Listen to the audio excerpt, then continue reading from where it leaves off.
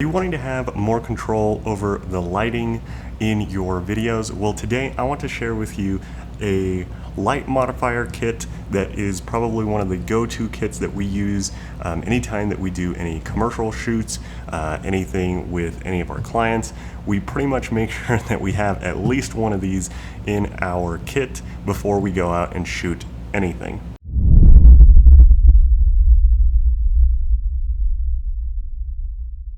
Hey, what's going on? My name's Tim, one of the founders here at 𝗦𝗦𝗘𝗕𝗦𝗧. We take the fear out of marketing and advertising your business using battle-tested strategies and creativity to bring you a better ROI.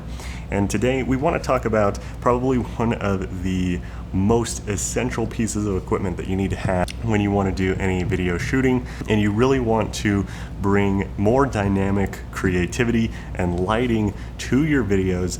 Having light modifiers is probably one of the best things that you can spend money on. And even if you don't have lights, if you're just using regular daylight, you can use these modifiers to help you get the look that you want in your video. So what we have here is this giant bag here from Impact. And this is their foldable light modifier kit. Now Matthews has a road rag kit, which is very, very similar. Digital Juice has their own versions of this. We just ended up going with Impact because they were the ones that we have been able to find very readily available on Amazon, 2-day shipping. So anytime that we need to get a few extras of these, we can pick them up. They're really, really inexpensive, but they work really, really well. Now there is one little caveat to this. These pretty much only work with C-stands or a gobo head. So if you don't know what any of that is, don't worry. We will probably go over a video on C-stands, the C-stands that I really enjoy using, and they're not super expensive, and a lot of the brands that I really enjoy using their stuff. So like I said, with that being said, now you can have somebody Hollywood this. Now, for anybody that is not in the film industry, so Hollywooding means essentially you can have somebody hold this while you're filming. To do that, if you don't have a C-stand, essentially it's a human C-stand. But this kit is really, really fantastic. We'll make sure to leave links in the description below to this and C-stands that we really like to use and have really enjoyed using as well. So with this kit, like I said, it's kind of big, and there is a lot of stuff. So the main thing that I like about this is these are a lot smaller than your traditional light modifiers, your flags, scrims, silks. Now I know that's, to some of you that may be a little bit foreign language. That's just what a lot of these tools are called in the film industry, and we're going to go over what they are and how they work. So the nice thing is, like I said, this folds up. You can essentially put this in the trunk of your car. Very, very easy to use, very, very easy to take with you versus already built frames. They kind of are a little bit harder to take around. So the first thing that I want to go over in this kit, so as you can see here, we have these 3 pouches. They have our light modifiers. There's one additional one that is not in here because we're using it right now on our key light to really help us get a softer look. But I'm going to go over these. So the first things that I want to go over are these, because most people don't know what these are. We don't use these that often. So these are very specialty tools. So these little circles here, these are actually called dots, and just like it sounds, it's because they're round and they have different things. So this one you can kind of see is a little clear here. You know, there's essentially this little mesh on here. This is called a scrim. So all this really does is help take down the intensity of the light, but does not change the quality of the light. So what does that mean? So the quality of the light means, like, is it a hard source light, meaning that there's a lot of shadow? So as you can see here, this backlight here that we have coming here, you can see that that is a hard light. And if I put this in front of it, all it's going to do is take down how bright this light is, but it's not going to change the harshness of it. It's still going to be really hard. It's not going to help soften it up like we have here on our key light. And then of course a dot, this is really reminiscent of kind of like a flag, which essentially all it does is it helps cut the light and prevent light from going on that place. Now, normally you would use these for very specialty things, like if you have like a really hot spot on the back of a wall somewhere and you need to cut that out, or you need to lower the intensity, you could do that. And then these ones right here, these are called fingers, just because they're a bit longer and you can do different things with these. So if you are a fan of the Addams Family or have ever watched any film noir, they used a lot of these solid fingers here to get the light that is just on the eyes. All that they would do is put these up next to the light, cut it so that you have a very, very thin light coming out. So a lot of times they used to use these before they had barn doors and that kind of thing. So you can do that as well if you just want to keep light off of a smaller area and you don't need a large flag. You can use these, or you can cut down the intensity of the light. So these are something that we use very, very rarely. And then like I said, you can see that they just have the adapters that go straight into your C-stand to hold them. Now, like I said, these are something that we use very, very rarely, if hardly at all, in a lot of our shoots.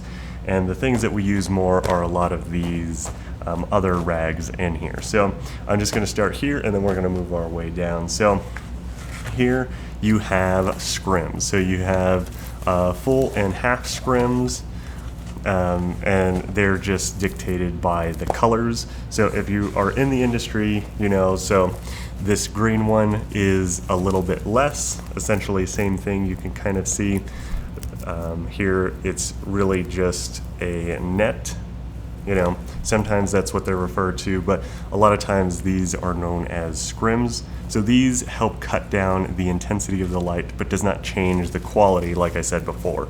So these are really good if you are shooting outside, and you can see this one is a little bit darker, helps cut down more of the light. So these will cut down about a stop of light to half a stop of light, depending on which one you're using or how many of them you're using.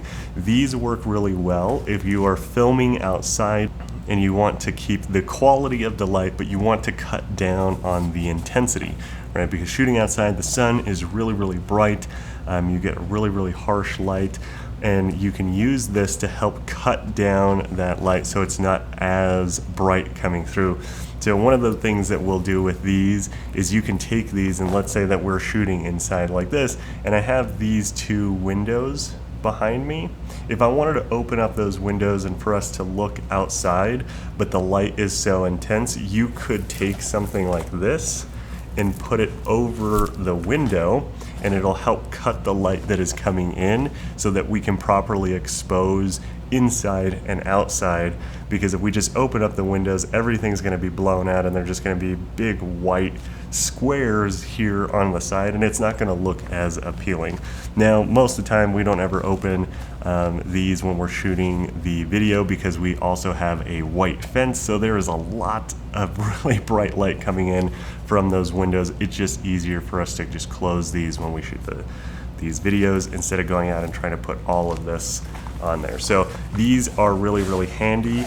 A lot of times, like I said, most people end up not using these. I find these very, very helpful for those types of applications.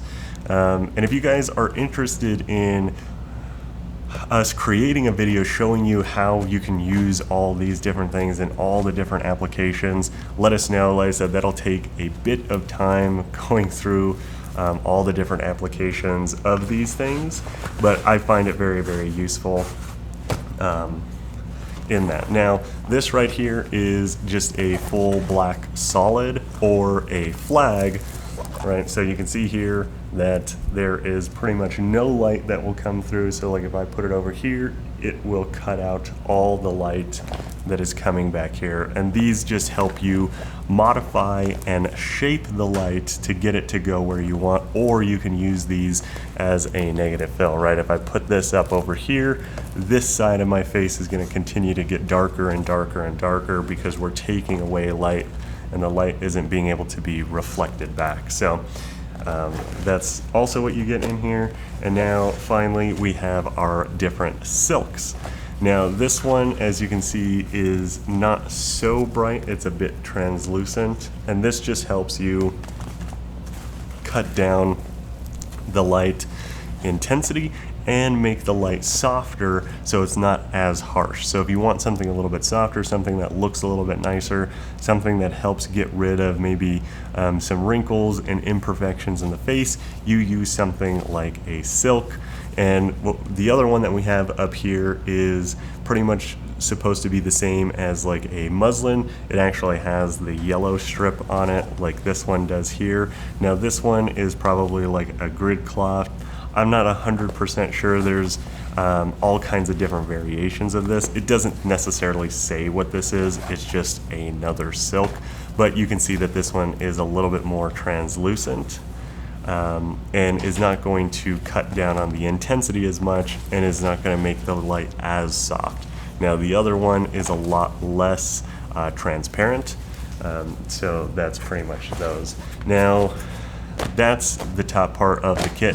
The bottom half is actually the frames that you put these different elements on, and I believe that there is 5 frames, 6 frames. I'm not 100% sure. I don't remember, but you can see here these frames, they are a bit big, and the nice thing is that they just fold up so that you don't have to worry about how you're going to transport this. And you can see here, this is the part that is going to go into the C-stand, and it's going to hold it in place, and you can move it, adjust it, put it exactly where you need.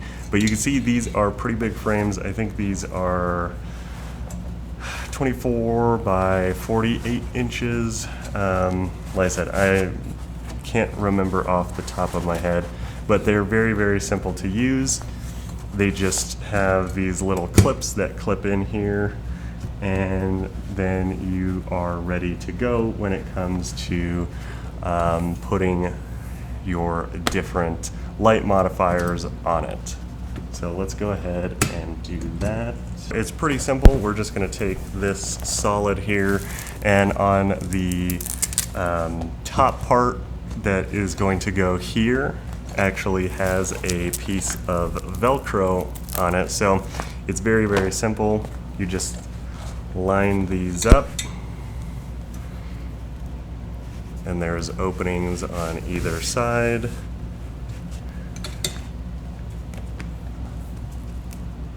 Line them up. And the easiest way that I found is just to put them this way,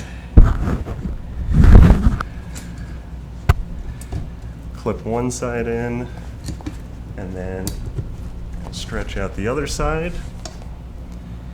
And there you go. Then all you got to do is Velcro this bottom part on, and now you have your flag, or a scrim, or a silk, right? And you can start modifying all of the light, or like I said, if you need to, you can just have somebody to hold this and it will do what you need them to do. Like I said, you just Velcro this part on and it's nice and sturdy and you're ready to go. And then to remove it, you just kind of do the exact same thing. These will just slide off here.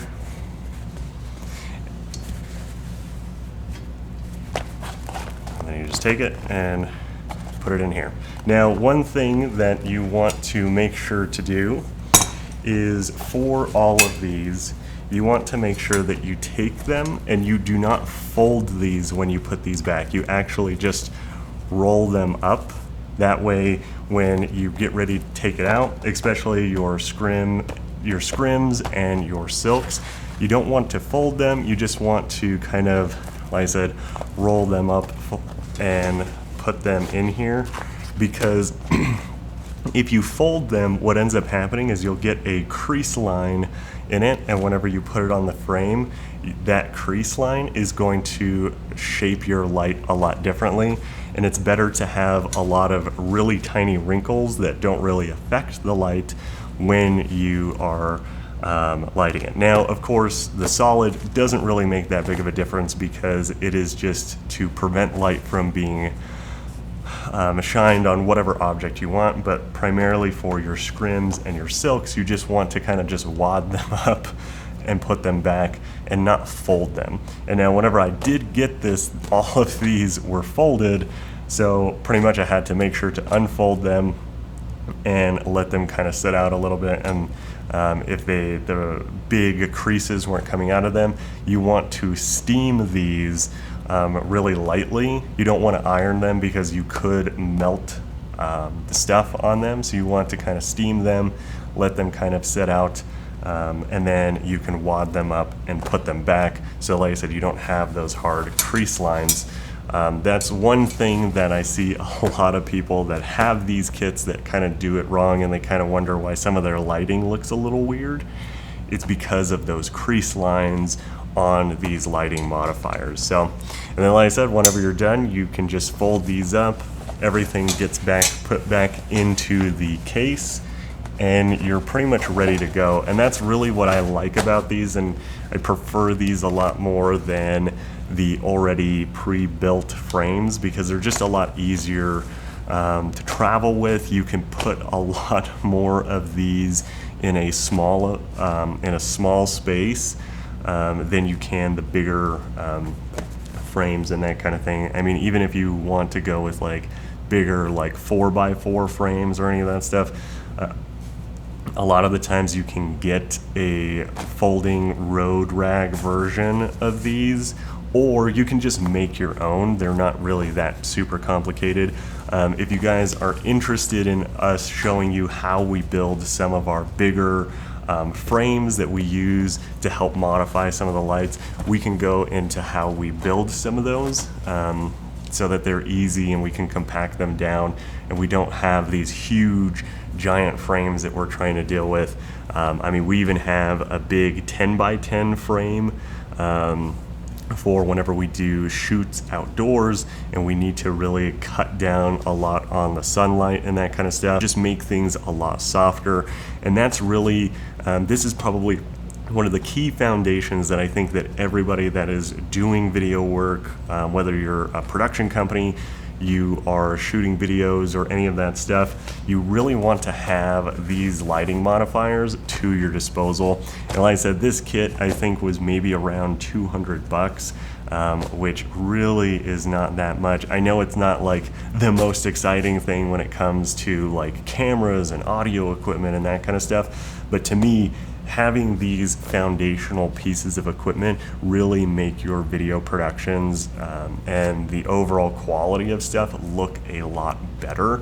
And having these pieces of equipment and being able to go out and experiment with things, and even just being able to have, you know, like a silk on a C-stand, and when you're shooting outside to kind of help cut down on some of that sunlight or modify the light that's coming through a window. Or, I mean, there's so many applications. There's so many applications with these lighting modifiers. And like I said, and they come in all kinds of different sizes. You can build your own versions of them. I've just found that these flag kits work really, really well. Now, once you start getting into like your 4x4s, your 6x6s, 10x10s, or even your 12x12s, you can really build a lot of the frames yourself, and then you can just buy the actual material that goes on them, or you can, you know, if you're pretty decent at sewing, you can sew and you can buy the stuff and it's still a lot cheaper, or you can just buy the silks and everything, and they're really not super duper expensive. One is I don't like spending a bunch of money on essentially a big aluminum frame when you could probably go out and just build it yourself and get the exact same look, quality, results, all that kind of stuff. And like I said, these are just the essential ones. There are so many more, right? You have some that are